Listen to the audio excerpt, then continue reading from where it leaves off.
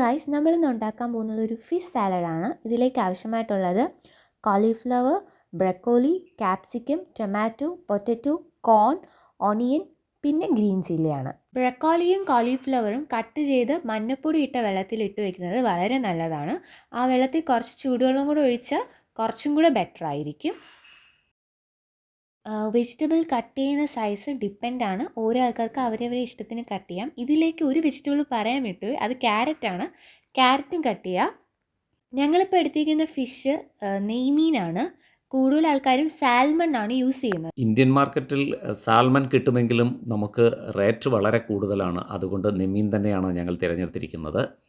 അരിഞ്ഞു വെച്ച വെജിറ്റബിൾസ് ഇപ്പോൾ മിക്സ് ചെയ്യാൻ യൂസ് ചെയ്യുന്നത് ഉപ്പ്, പെപ്പർ പൗഡർ ആൻഡ് ടർമറിക് പൗഡറാണ്.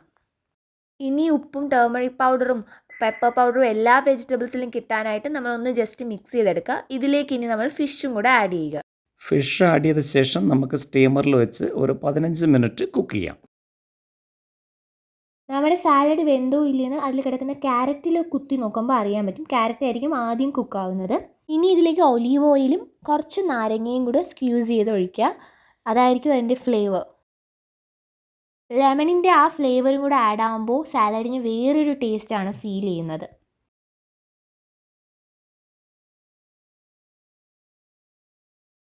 വളരെ എളുപ്പത്തിൽ എല്ലാവർക്കും പാചകം ചെയ്യാൻ പറ്റുന്ന ഏറ്റവും നല്ലൊരു ഐറ്റംസാണ്. എല്ലാവരും ഒന്ന് പരീക്ഷിച്ച് നോക്കുക. നന്ദി, നമസ്കാരം.